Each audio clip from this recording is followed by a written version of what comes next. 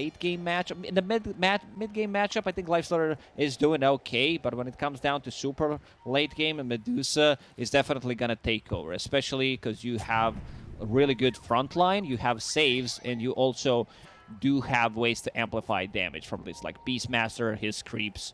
But definitely looking forward to see what Medusa can do. I know that people probably don't expect them to be hyped up about Medusa, but haven't seen her in a long time. I feel like new heroes kind of produce hype in their own way with this patch, right? We just see so many of the same drafts, so many of the same heroes in and out of games, and just to see Medusa feels kind of nice.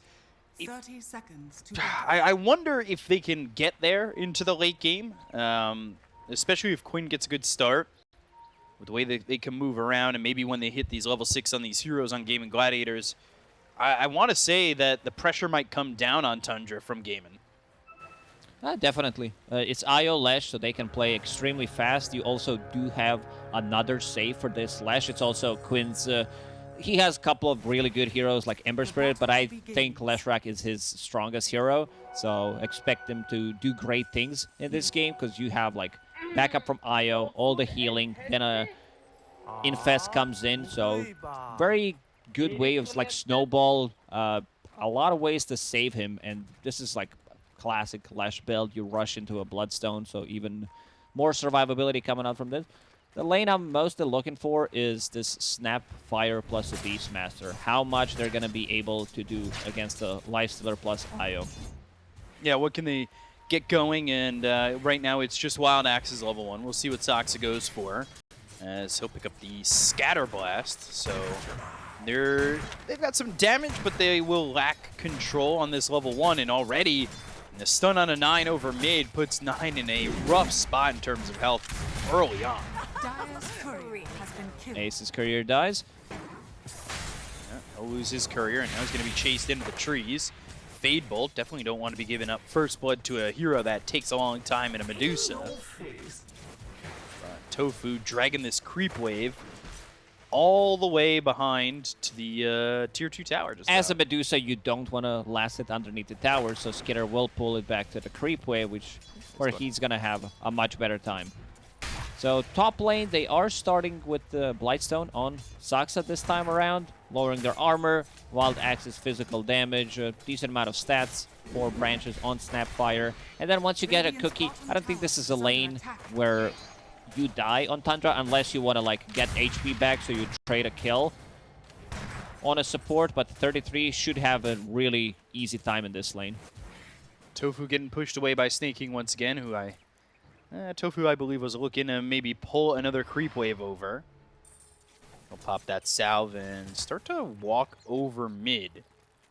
But he is spotted here via this ward that's up on the high ground, so rotation's not going to do too much. Top lane, like you said, it doesn't feel like anybody's really going to die here unless they get caught into a really poor position. And Soxa, Fire Snap Cookie, some damage out on him, and a little bit of trade in some right clicks going on. Thought he was going to kill the range creep with Scatter Blast, puts himself in a spot where he's forced to use a cookie to get out of the trouble. Eats a branch. That's why he has it. How's mid lane doing? Void Spirit doing fine. 9, keeping up with the Lesh.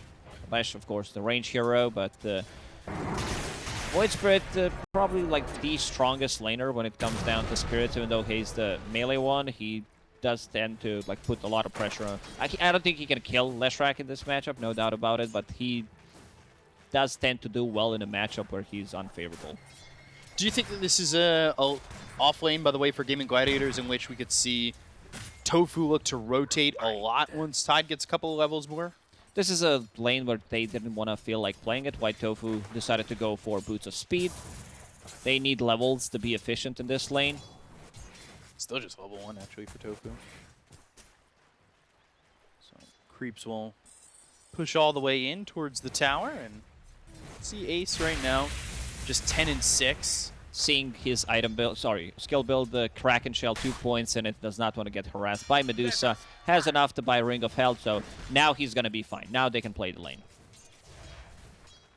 Ace will be forward while you see the Tusk going to pick up that bounty rune and to swipe it away, and actually heading over mid again. But this ward saw him last time, and it might even see him cross over once again, And he goes into the trees where the ward doesn't see him for the moment, but already 9 is walking all the way back to base. So kind of far away as Quinn sets up to pick up a water rune, and the other one will be grabbed by Tofu. He's so Tofu and did not want to risk anything. 2 supports on his side did not rotate, and 33, 26, and every single time this guy plays any of these zoo heroes, like, he just tends to do well. He knows the matchups, all the small things. Once he hits that Helm of the Dominator, they will definitely start to put more pressure, and it's going to be a really good timing on it. This is like a 6-7 minute Helm of the Dom. So we'll see if he can push out and maybe eventually with that Helm of the Dominator get that tier 1 tower. Right now things are looking good. Aether Remnant doesn't land on a Quinn, so Quinn now doing a lot here to 9. There's a stun available. If he could have landed that on 9 after the Dissimulate, could have just been a dead Void Spirit. And we've seen Quinn kind of do this with the Leshrac, play aggressive and grab some of these solo kills over mid. Just got to be careful. Back up with the Dissimulate again, and also using that Resonant Pulse. So 29-9 for Quinn, while 22-2 for 9, so not too far behind thus far. But things staying relatively quiet early on. We're almost 6 minutes into the game and no first blood just yet. They're starting to play a bit more aggressive on this bottom lane. Tusk level 2. We'll try to make something happen on a mid lane. Doesn't have a snowball, so that could be a bit tricky. Wants to make a rotation before 9 hits level 6. Hides in the trees again, but no obs to spot him out this time. And 9 looking like he's going to set up and come back after looking for the bounty rune, but they see a TP coming in. They've got a ward over here. Celery. ETP's here. All right, 9. Just gonna TP back to base. Tether stun him? Just kidding. Like, I can't believe that was a thing. Tether stuns, and then you like reapply a stun. Quinn will be picking up that first active rune. It's gonna be Arcane. And now 2 supports playing together, because you can leave the Tidehunter alone here. 3 points in the Kraken shell. He's like, I'm not dying in this lane, and also has Hood of Defiance. Well, I talked about Ace's itemization, like, it comes down to also the skills. He's been playing some really, really good Dota lately. So they're trying to find an opportunity to go on somebody here. They've got a point health up on Tofu, and that will probably be into the snowball. But 9's not level 6 yet, so and they glyph. They're trying to get him to use that Dissimulate. They'll get to the tag team, and now Aether Remnant, but Shards 9, he's going to die to Quinn for the first blood, so waiting for that Dissimulate to come out, and eventually they could have gotten the snowball, but they don't even need it. A double force a glyph. Quinn instantly puts another point in Diabolic Edict. He's got the Arcane Rune. Does have that Arcane Rune, as you mentioned. Like, this is going to be potentially another... Oh, look at the odds. Straight up 50-50 from the esportsbet.io. 1.88 to 1.88. And looking to take some stacks here with the Pulse Nova and the Tether from Celery, and Tofu here to protect as well. He doesn't just attack, but he also protect. Good old attack, protect meme. Does have that Fairy Trinket he just found, plus Arcane Rune still running on Leshrac. So, getting into enemy triangle, stealing the stacks. Rachio did recover. He did have a bit of a bad start, and now with the Ghoul Frenzy, look at him go.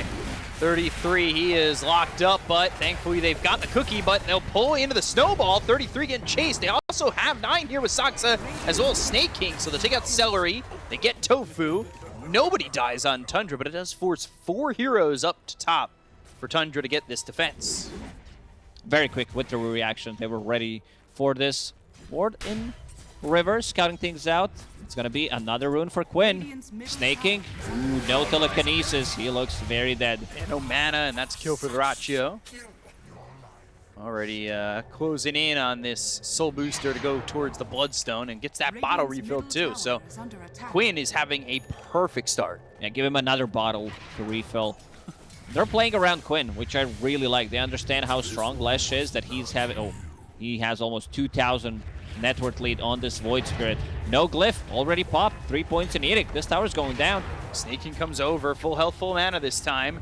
They got the telekinesis. 33 is here, but he'll snowball, extend how long it's going to take for them to get this kill. Good shards. And now the Aether Remnant doesn't land. Tofu shards him away, and, well, just walks away. They also placed an observer world while doing this. It's not gonna get rewarded, it seems. That's pretty clean from Tofu. Ooh, another Hand of Midas. My favorite. I hacking love Hand of Midas. The recovery one. Void Spirit going for it. I don't know if I want that. I'm Void Spirit Midas? That... They talk about on the panel, they got to get to the late game for this Medusa.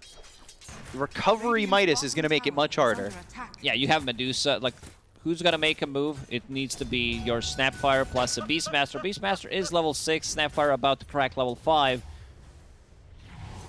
Now Skeeter inside triangle. With the items that they have, like they could potentially invade enemy jungle if Tofu decides to rotate there as well.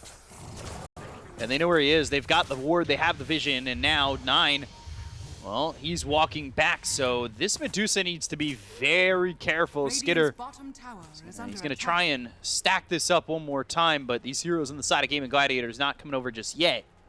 Waiting for a rune. It's going to be another one for Quinn. Yeah, so all 3 power runes thus far have gone to Quinn, and they're wrapping around on these heroes up in top.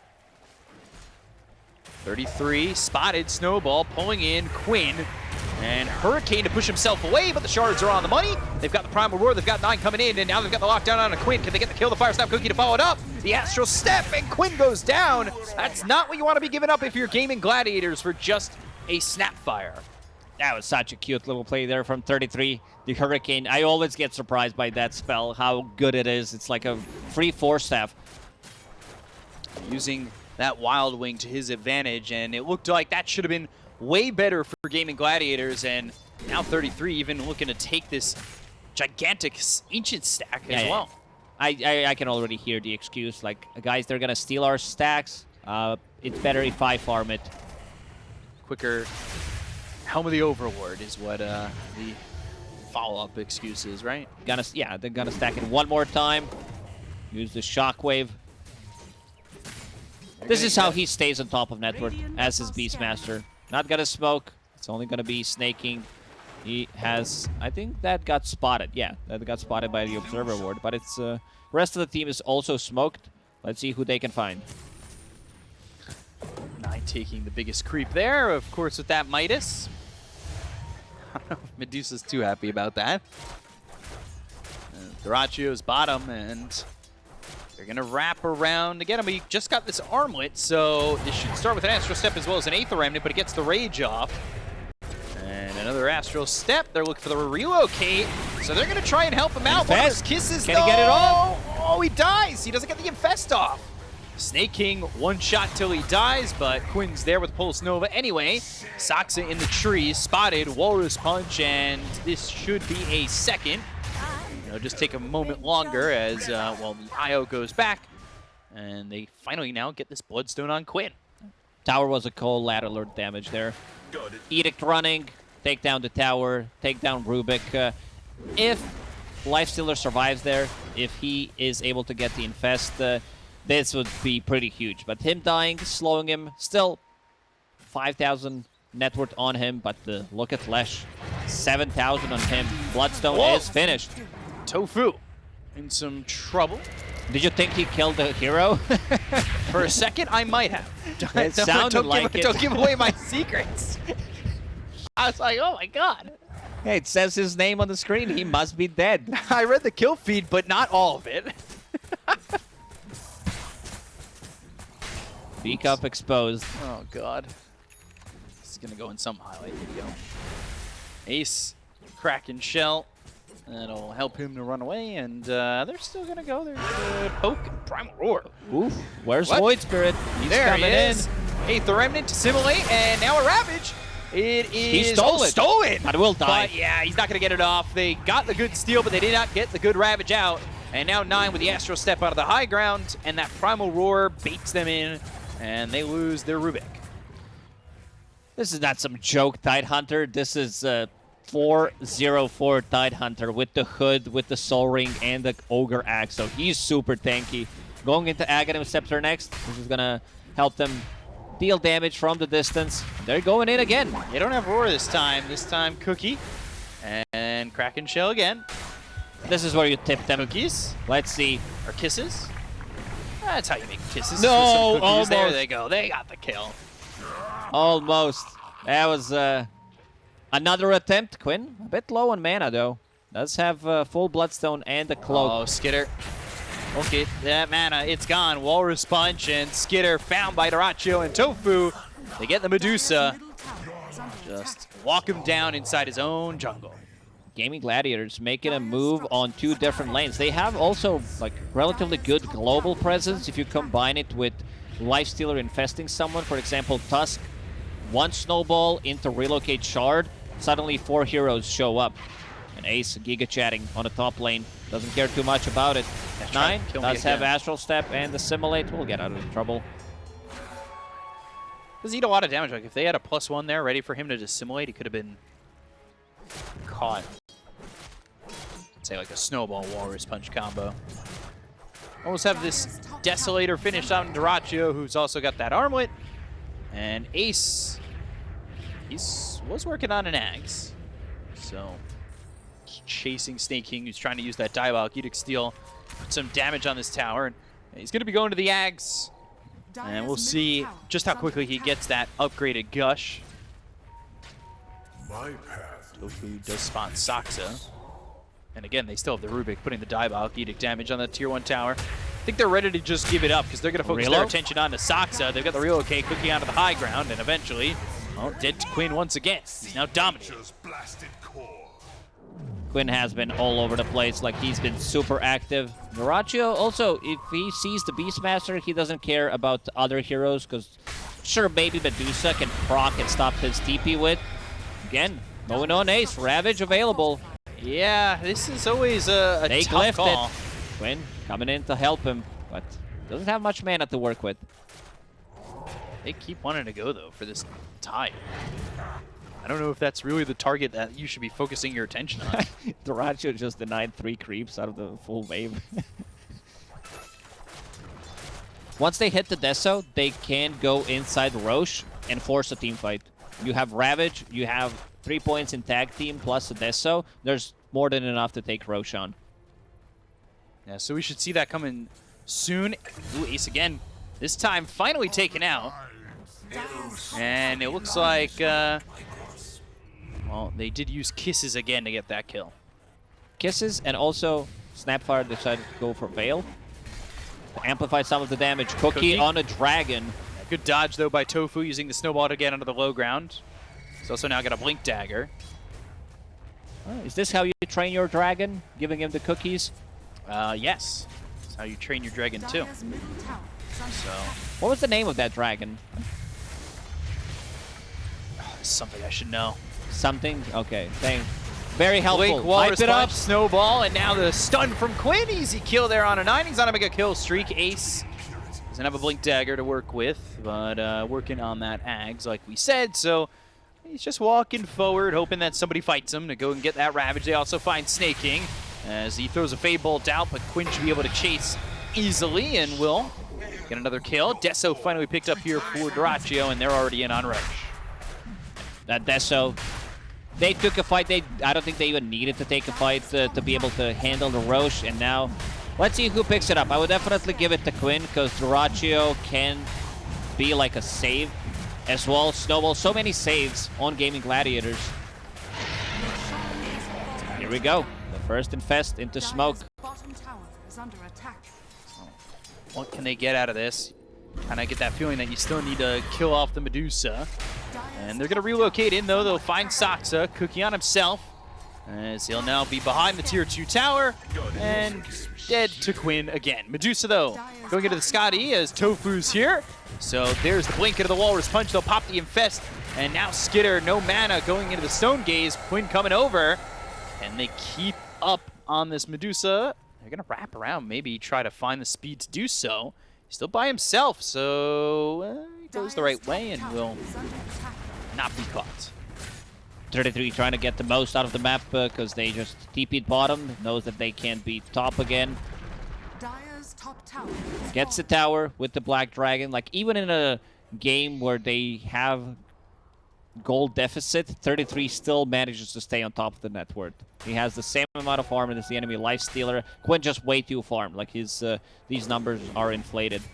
It'd be insane to think the 33 could also be at that point with how much Quinn's been getting kills here and moving around the map. Is under attack. So next on the list for him is the finishing for that Kaya Sanj. Dire's middle tower has been denied. Lifestealer, I think he has his shard coming. Yeah, that's the big one. Lesh spell, lifesteal plus the bloodstone plus the open wounds. Force punch, 33 caught, double stun, and they've got snaking and 33. Godlike for Quinn. And they will kill the toothless as well. This one doesn't look like one because he has teeth, but I checked the name. Yeah, I had to Google it. so did I. And you got to it first. I was gonna say toothless. I was gonna be so proud and happy. Dire's bottom tower is under attack. And you said it. So tier 1 tower goes down. Still working with the Sages for another 3 minutes, and they've got that Sanj ready. So Kaya Sanj, Ace, just close to that Ags. Just 150 gold. And then he'll be rolling with that upgraded Gush. Socks a cookie to the low ground? Nope, never a chance. So he'll die to Tofu 9. He'll TP away. Gaimin Gladiators moving around the map and starting to get pickoff after pickoff, getting a touch dangerous for Tundra. Though they haven't found the Medusa since that one kill deep in the tier 2 area of the Radiant side of the map. Yeah, I think the reason why we don't see Medusa is she's 0-1-0 at the moment. Like, compared to Lifestealer, who is relatively active. Like, sure, this is also not an active hero by any means, but as soon as he hits his 2-item timing, he's ready to go. Compared to Medusa, where she always feels like, oh, I need an extra item.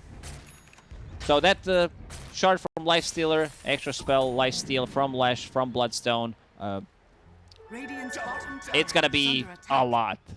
Have Radiant Mech on structures IO, are amplify fortified. all the healing. Dire's It looks structures really are bad for Tundra. Like, tier 2 towers are gonna be gone, holding the Aegis for another minute and a half. They should be able to kill another tier 2 tower possibly, and they can move around with the bots, Radiant's bottom with the tower relocate. is So falling. Tundra needs to be very careful how they show on the map. Yeah, sneaking going down to Ace. He's got that Ag, so that Gush. Big issue. Oh! Radiant's bottom tower is under attack. Close. Yeah. Dire's top They tower spotted him is under and attack. almost took the Medusa for a second time. But now the relocate sent him back into the Radiant jungle. Unfortunately, the Medusa not there either. So Skitter, his farm is okay, but it's going to be a lot of time till you feel comfortable with that. Gush it on the end. Using illusions to try to split things out. Primal Roar. 33 though. This is not looking like he's going to get away, Roar or not. And now it's beyond godlike for Quinn, who is 11-1-2. Easy for Quinn now. He's getting out of hand. Does have a casual plate mail to protect themselves against the Beastmaster, against the Medusa right clicks. Radiant's middle tower is Keeping under to the attack. top lane, but the creep dies. No glyph to save that creep. Look at where Skitter is. He's just in his base. Like, he's going to start to fall very far behind if he can't find an opening. And any direction he goes, there's Ace in the triangle. There's Doraccio in your jungle. Dire's top tower is under attack. This is tough. They're going to smoke. Ace still not the easiest kill. He does have Ravage, Relocate available.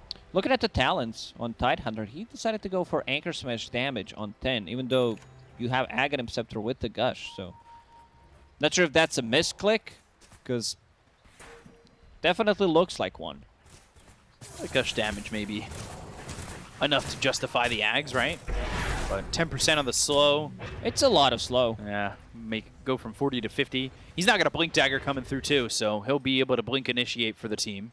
He's also not afraid of any of the abilities that they got, because you can always get the Ravage off in a team fight. You are tanky enough. They can't break him. Like, Medusa's next item probably gonna be a Silver Edge to be able to have something. It's also like builds from Crystallis, where she needs some extra damage. 9. 2 astral steps available. We'll get out of the trouble. Just some dewarding and now stealing the open wounds, but Snake King telekinesis throws him back and he'll rage. On the other side, though, they'll find Saksa. So 4-staff cookie out of the high ground, but right into the shards. So Saksa Perfectly placed charge by Tofu. Even if he uses cookie, still gotta be stuck. 9 getting very close to his Aghanim Scepter. Is that enough, though? At the moment, it's not. It's like the panel said, it always feels like it's next item, next item, next item. The Void Spirit doesn't have really a target to go on where you, like, like his damage output is very limited. You have 2 Astral Steps, you have 2 Resonant Pulse charges, and then Dissimulate probably to get out, so it needs to be like a follow-up from a Beastmaster, even Snapfire ulti, to be able to kill one of those supports. Because if Snowball comes, if Mech comes, you might not even be able to get that kill. So what do you do if you're Tundra? 4-man smoke. They'll try. They'll keep the Medusa top to continue to farm. But Dyrachyo, he's not an easy one to kill, and they have wrapped all the way around. If they caught him like 5 seconds earlier, that would have been a kill with the roar. Now rest of the team probably will be able to connect, because there is a Blink Snowball save available on Smoke Tofu. gets broken, and now they're going to go for Dyrachyo. They've got the roar, now they've got the Snowball. There's the save. It's going all the way over to Saksa. Ravage comes in. Look at the Walrus Punch to get the kill here. Dyrachyo, he'll infest on a Quinn. Quinn stunned up for the moment with the Stone Gaze coming out from Skitter, but Ace, he's moving forward, gets caught by that Aether Remnant. Now they'll chase, Dissimulate, and 9, he's away from the team. But they did try to throw everything onto this Lifestealer, and, well, It was a good Gladiators attempt. was there. But now, Dyrachyo, full HP, AC done, Deso as well. Full Snow is stolen, not the spell you want to have. Like, it deals a lot of damage, but if you get close, you just die. So the team connects, and the team saves the Lifestealer. The right idea for Tundra, just unfortunately a couple seconds late on finding the right execution. 13,000 net worth lead. Roche up in a minute 45. This is starting to look very desperate for Tundra in the moves they need to make to come back into this game. Next Roche on the menu. Minute and 30 seconds. What's Medusa? Yeah, she's going into that Silver Edge. Cheap damage, break mechanic against the Lifestealer and Tidehunter, so they could potentially break him. They don't know when Roshan is going to spawn. And also, another Arcane Rune. I think they picked up every single active rune on Gaimin Gladiators. It's just been Quinn controlling them, moving around the map. Now, if you were to look at a heat map, it probably puts Tundra on their side of the river since minute 8.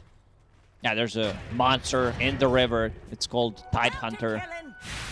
The Kraken himself. Yeah, looking like the thing from beyond or whatever. 33 on the run. But here comes Ace. Gush lands, so he's slowed up. Forced BKB. Tofu coming in.